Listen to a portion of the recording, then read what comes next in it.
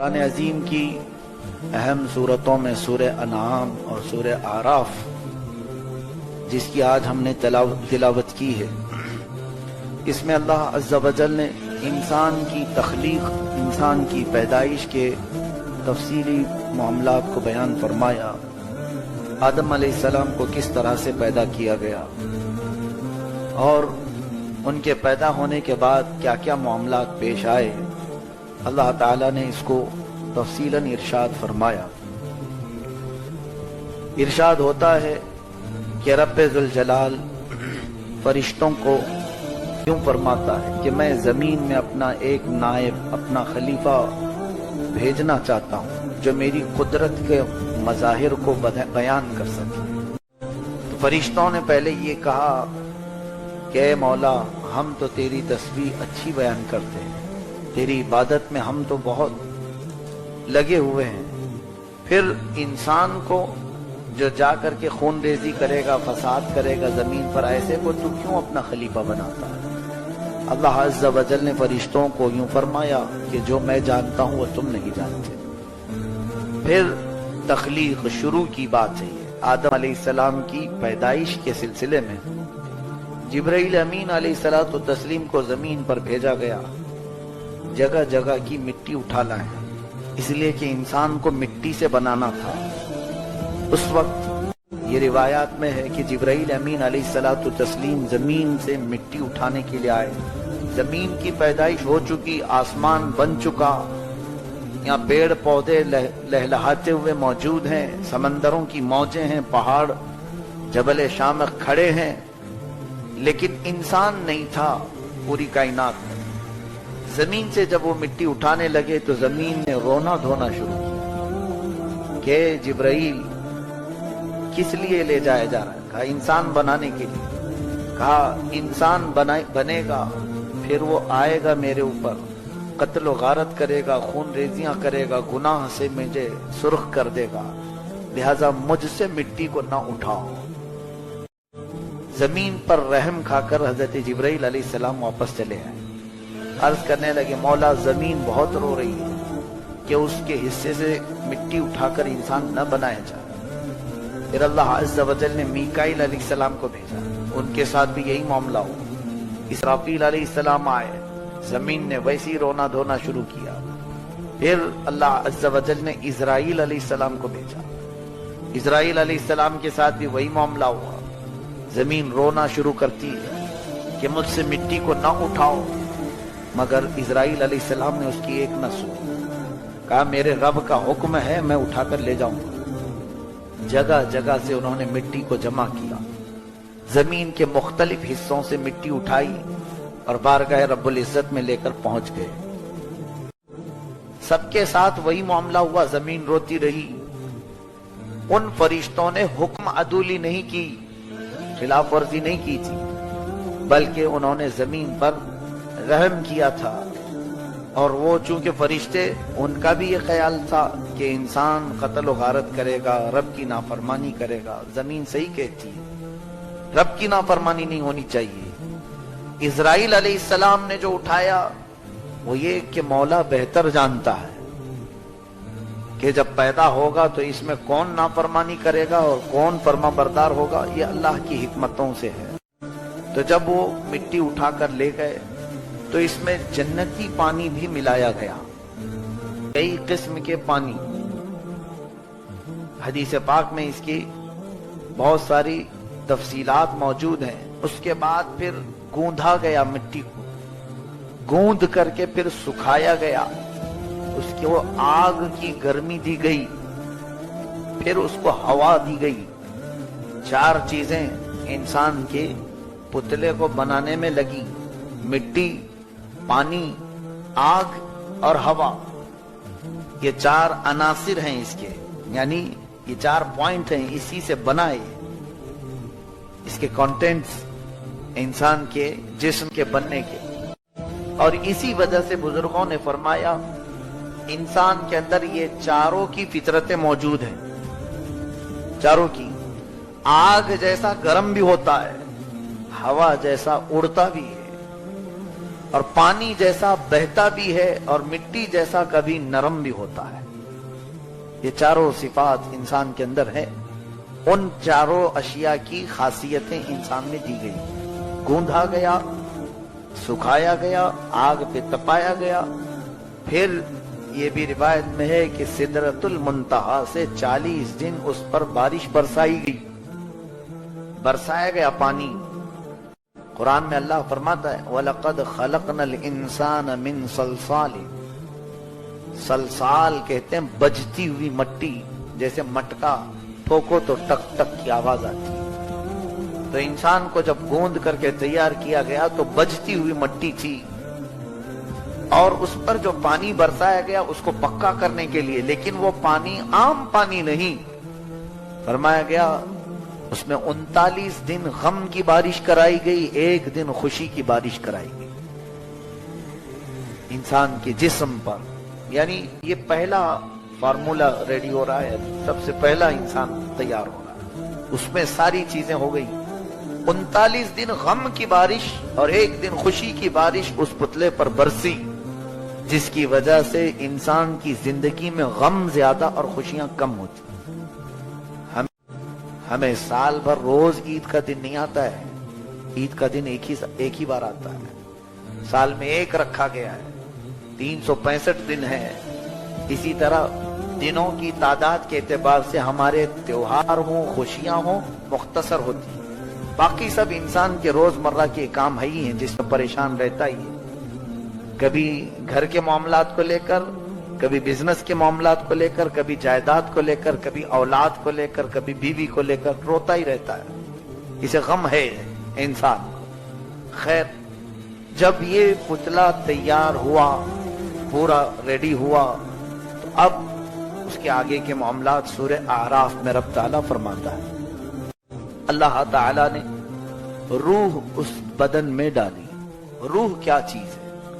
روح کو اللہ تعالیٰ فرماتا ہے یہ رب کا نور ہے، اللہ کا نور ہے. ابھی مجھے آپ بتائیں، لائٹ چالو ہے اور یہاں سب اجالا ہے، یہ پورا ماحول روشن ہے. لائٹ تو آپ کو دکھ رہی ہے، لیکن یہ اجالا جو ہے اسے نہ ہم پکڑ سکتے ہیں، نہ ہم اس کو کوئی نام دے سکتے ہیں. یہ کیا چیز ہے؟ یہ اجالا صرف اتنا ہے کہ ہماری آنکھوں کو دیکھنے کے قابل بناتا ہے، باقی یہ اجالا جو ہے یہ نظر نہیں آتی چیز. روح کا معاملہ ایسی ہی ہے کہ وہ نور ہے، وہ جسم میں ہے لیکن نظر نہیں آتی. کچھ پاور ایسے ہوتے ہیں. اب اس کو سمجھنے کے لیے میں یوں سمجھاؤں، کبھی آپ کو سر درد ہوتا ہے کہ نہیں ہوتا؟ سر درد ہوتا ہے، پیٹ درد ہوتا ہے، سب کو معلوم ہے. لیکن کبھی آج تک وہ دیکھا نہیں وہ درد ہوتا کیسا ہے، کالا ہوتا ہے کہ پیلا ہوتا ہے کہ لال ہوتا ہے، لمبا ہوتا ہے، چھوٹا ہوتا ہے. درد کی کیفیت صرف ہمیں معلوم ہے کہ ہمیں تکلیف ہوتی ہے، باقی اس کی شکل کیا ہے یہ ہمیں نہیں معلوم. کچھ چیزیں رب تعالیٰ نے ایسی بنائی ہیں جن کی شکلیں نہیں ہوتی، احساس ہوتا ہے. روح انہی میں سے ہے. روح ایک نور ہے اللہ تعالیٰ کا. اب یہ جب آدم علیہ السلام کے جسم میں ڈالا گیا تو جسم جو ہے مٹی کا بنا ہوا تھا، روح جو ہے نور ہے، روشن.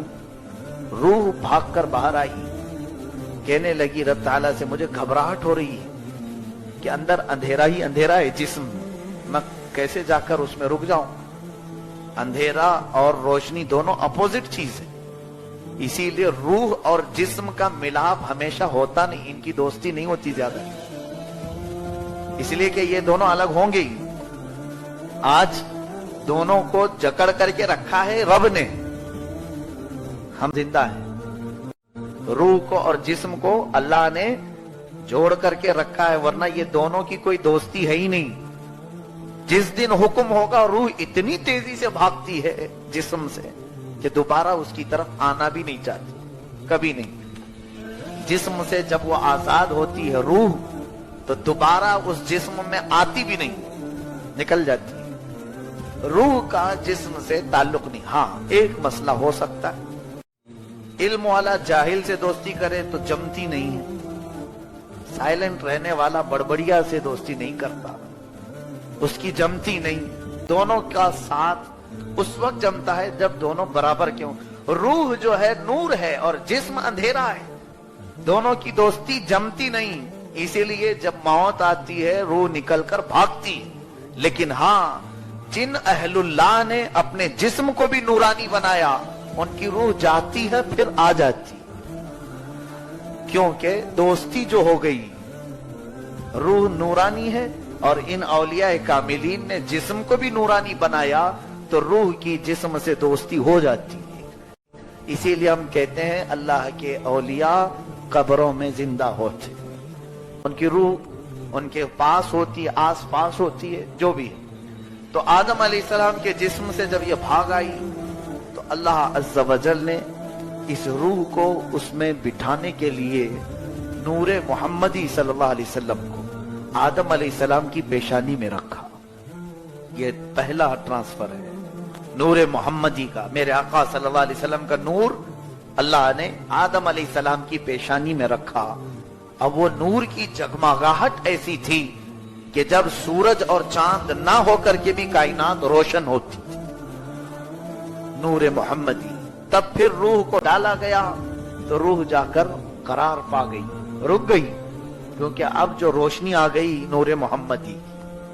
आदम अलैहिस्सलाम सबसे पहले छींक मारते, छींक आई आपको और सबसे पहला जुमला आपकी जुबान से अल्हम्दुलिल्लाह निकला। इंसान की जिंदगी का सबसे पहला कलमा क्या है? अल्हम्दुलिल्लाह। और छींक आने के वक्त हमें कहना क्या चाहिए? अल्हम्दुलिल्लाह। ये हमारे बाप की सुन्नत है।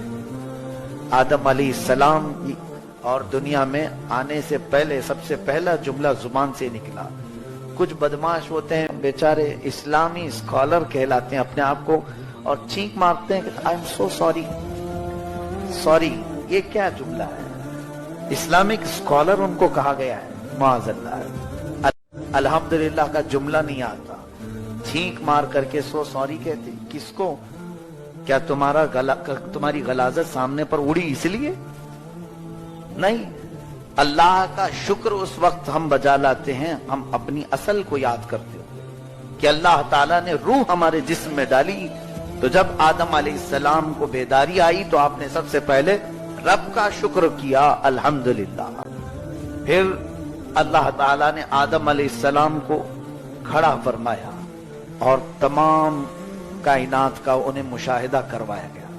वो अल्लम आदम अल अस्माअ कुल्लहा, तमाम चीजों के नाम उन्हें सिखाए, सब चीजों के नाम अल्लाह ने उन्हें सिखाए। ये पहले पारे में भी मौजूद है, उठाकर तफसीर देख लेना। एक बहुत अहम बात मैं बता रहा हूँ, तफसीर में बताया गया क्या क्या सिखाया गया था आदम अलैहिस्सलाम को। तो वो अभी वाकया आगे आ रहा है। फरिश्तों को बुलाया रब ताला ने, पैदा होने के बाद सारे फरिश्ते देखते घूम रहे थे इधर से उधर, एक नया मखलूक, और ऐसी मखलूक उन्होंने देखा नहीं था। देखने का ये सिलसिला कई साल तक चलता रहा। फरिश्ते आदम अलैहिस्सलाम की जियारत करते जा रहे थे। और एक इस्राएली रिवायत ही है, उसमें है कि पुतले को देखकर शैतान ने थूक दिया था कि ये हमारी अहमियत से ज्यादा बढ़ करके इन्हें बनाया जा रहा है। तो पेट के पास का उतना हिस्सा निकाल दिया गया जहां हमारी नाफ होती है। ये नाफ जो है उतनी मिट्टी वहां से निकाल दी गई कि इब्लीस लईन इस तरफ थूकने की कोशिश किया। और ये भी हदीस पाक में अब भी नमाजों में जो शैतान वसवसे लाता है वो हमारी नाफ के रास्ते से ही अंदर आता है। इसीलिए नमाज में हाथ नाफ पर बांधने का हुक्म है। बात समझ में आई? जब हम अल्लाह अकबर कहकर तकबीर बांधते हैं तो नाफ पर, कोम्बी जिसको कहते हैं, उस पर मजबूती से हाथ बांधते हैं ताकि शैतान वहां से दाखिल होने ना पाए। ये तारीख है, ये रिवायात है। आदम अलैहिस्सलाम को जब बेदारी हुई, फरिश्ते जो पूछ रहे थे ना, ऐसे को तू खलीफा बनाएगा, जमीन पर भेजेगा, अल्लाह ने उनको बुलाया और कुछ चीजें उनके सामने पेश किया।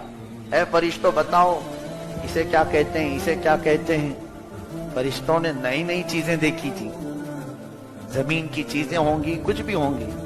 فرشتے کہنے لگے قالوا لا علم لنا الا ما علمتنا انک انت العلیم الحکیم، اے مولا ہمیں تو اتنا ہی معلوم ہے جتنا تو نے سکھایا ہے، اور تو علم والا حکمت والا ہے، یہ سب چیزوں کے نام ہمیں نہیں معلوم۔ ثم عرضهم، پھر آدم علیہ السلام کے پاس پیش کیا اور کہا گیا انبئونی باسماء هؤلاء ان کنتم، قالوا سبحانك لا علم لنا الا ما علمتنا انك انت العلیم الحکیم۔ قال یا آدم انبئهم باسمائهم، اے آدم اب تم بتاؤ ان چیزوں کے نام کیا۔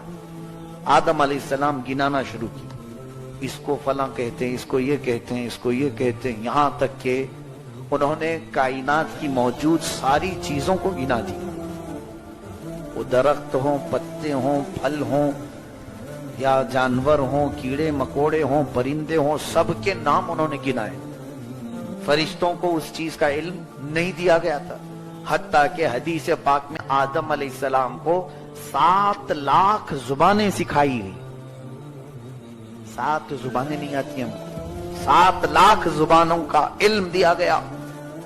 اور جب آدم علیہ السلام بولنے لگے فلاں فلاں فلاں فلاں، تو علم کا رعب ایسا چھایا کہ اللہ نے فرمایا آپ کیا کہتے ہو فرشتوں؟ سب جھک گئے، کہا اسجدوا لآدم، اب آدم کو سجدہ کرو۔ تعظیم کا سجدہ تھا، عبادت کا نہیں۔ اب فرشتوں نے سجدہ کیا، کتنا لمبا تھا؟ حدیث پاک میں ہے وہ 500 سال کا ایک سجدہ تھا۔ اور پھر انہوں نے سر اٹھایا تو دیکھا ابلیس کھڑا ہے۔ ابلیس سجدہ نہیں کیا، وہی ذکر آج کے پارے میں ہے۔ وہ کہنے لگا خلقتنی من نار وخلقتہ من طین، مجھے تو نے آگ سے بنایا ہے اور اسے مٹی سے بنایا ہے، آگ مٹی کے سامنے کیسے جھکے؟ وہ نہیں جھکا۔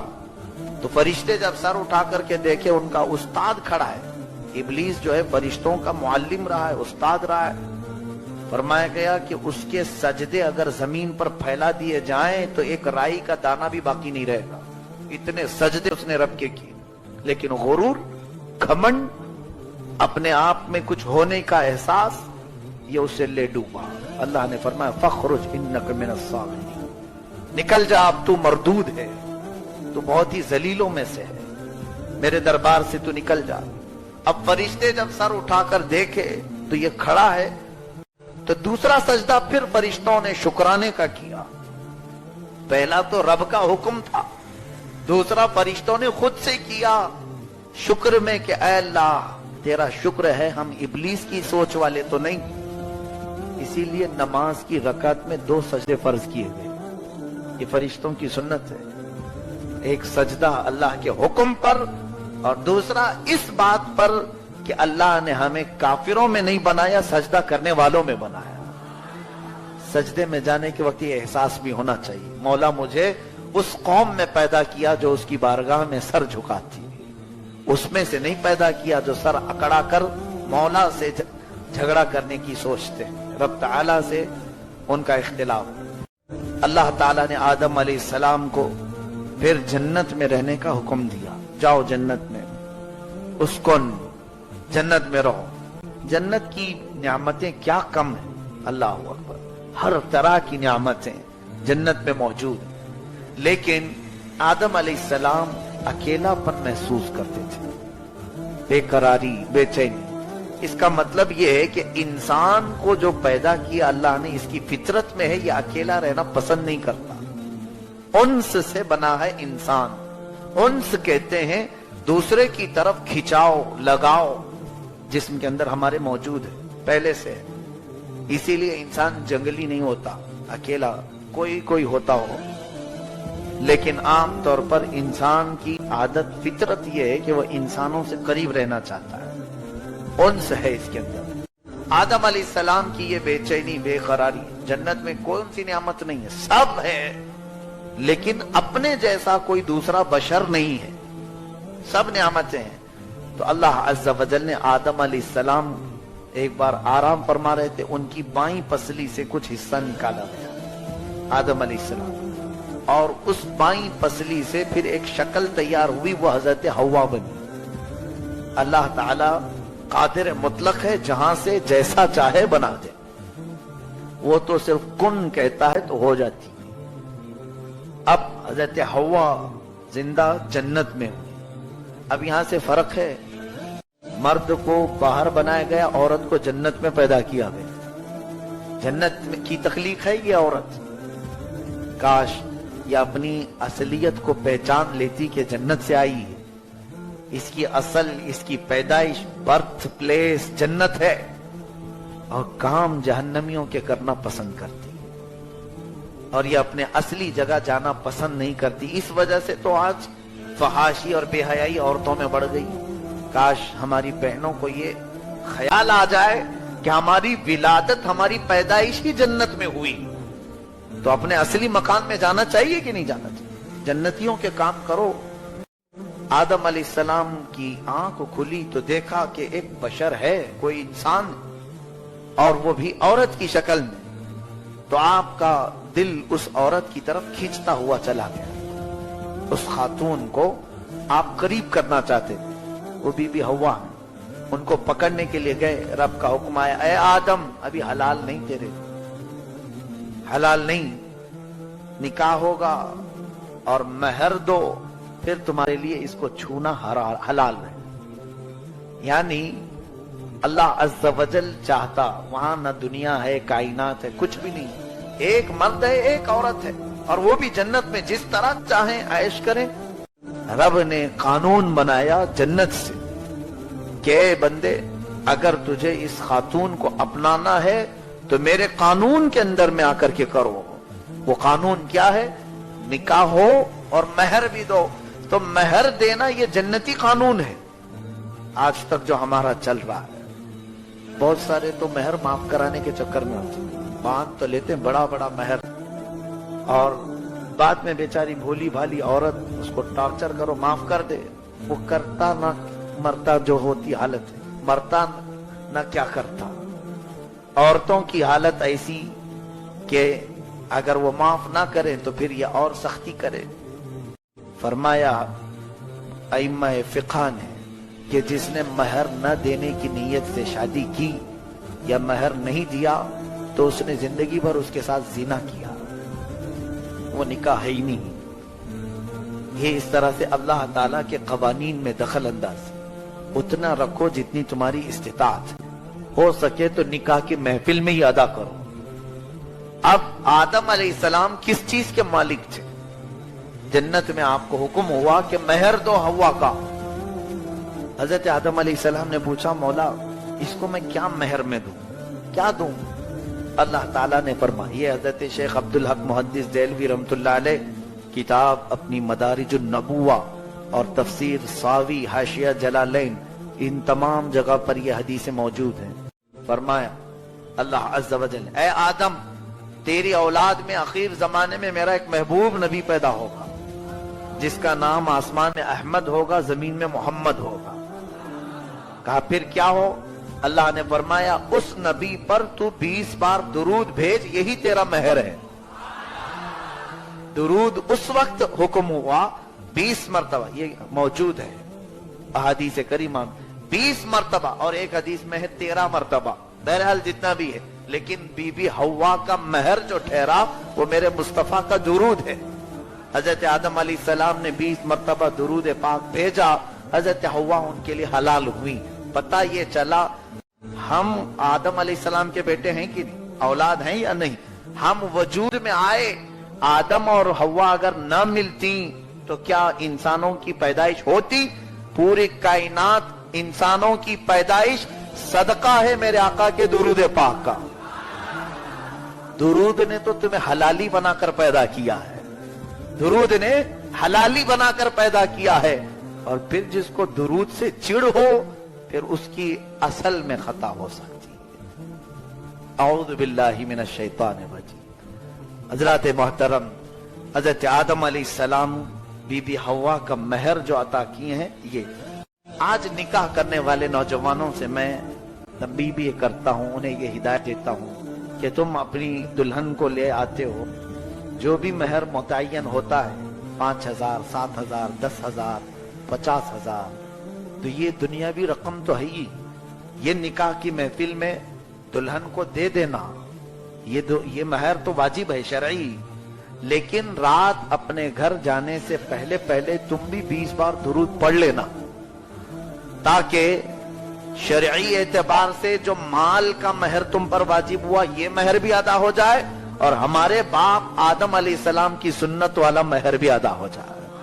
اور وہ مہر جب ادا ہوگا تو انشاءاللہ دنیا بھی جنتی زندگی میں بدل جائے گی، انشاءاللہ دنیا میں رہ کر کے بھی جنتی زندگی بی بی حوا اور آدم کی زندگی انشاءاللہ رب چاہے تو عطا فرمائے گا۔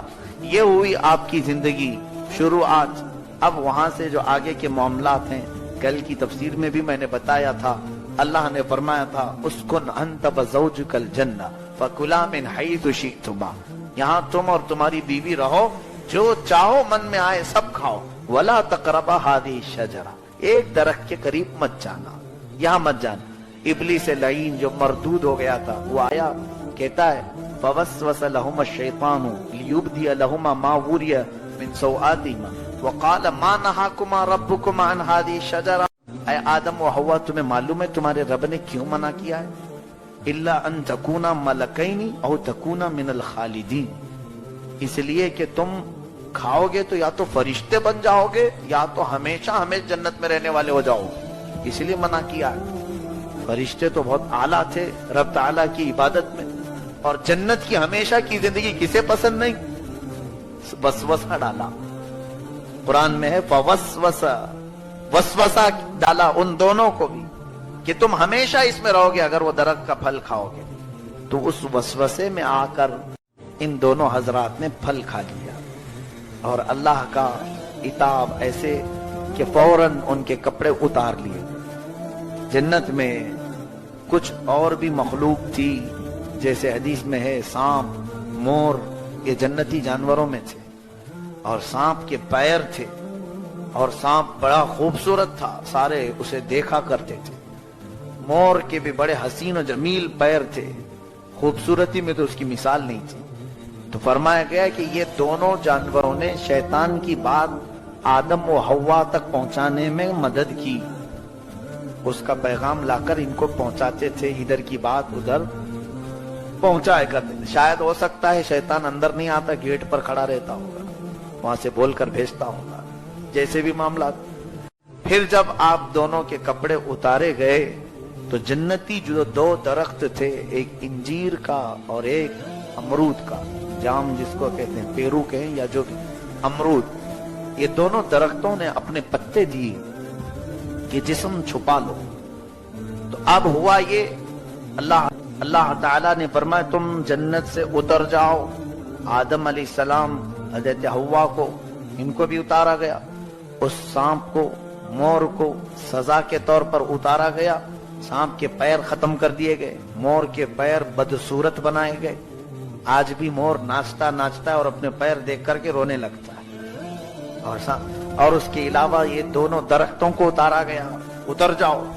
اور اللہ فرماتا ہے وَلَكُمْ فِي الْأَرْضِ عَدُوٌّ، تم آپس میں عدوٌ، ایک دوسرے کے تم دشمن رہو گے، کسی کی ایک دوسرے سے جمتی نہیں، سانپ کی مور سے نہیں جمتی، انسان کی سانپ سے نہیں جمتی، دونوں درخت تو آپس میں ایک جگہ اگتے نہیں۔ پھر شیطان مردود کا اوپر جانا بھی بند کرایا گیا، آسمانوں تک بھی وہ نہیں پہنچے گا۔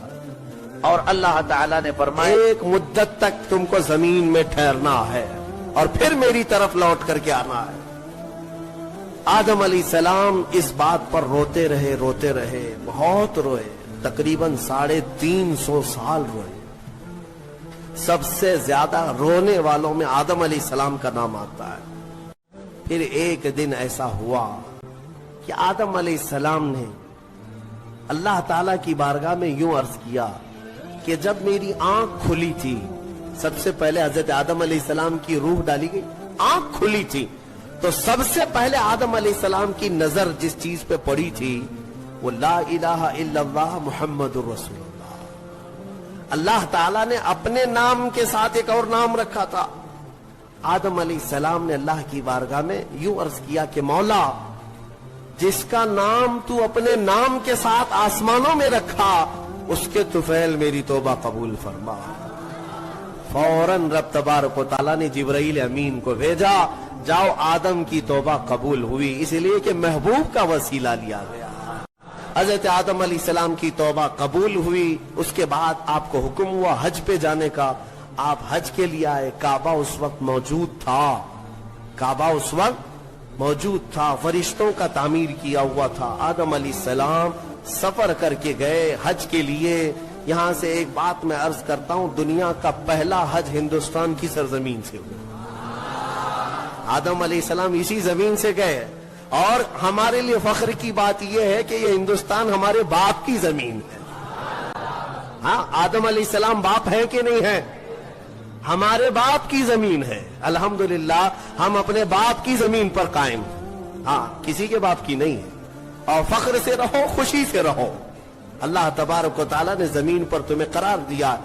آدم علیہ السلام جب وہاں پہنچے تو عرفات کے میدان میں حضرت حوا سے ملاقات ہو گئی۔ پھر اس کے بعد زندگی کی ابتدا ہوئی، اولاد شروع ہوئی آدم علیہ السلام کی، پھر نسل انسانی کا ایک بہت بڑا سلسلہ شروع ہوا، اور اسی نسل انسانی کی برکت ہے کہ ہم اور آپ زمین پر آج موجود ہیں۔ اسی آدم علیہ السلام کی نسل، ہمارے باپ آدم علیہ السلام جنت سے آئے تھے، اور پھر وہ واپس جنت میں ہی جائیں گے۔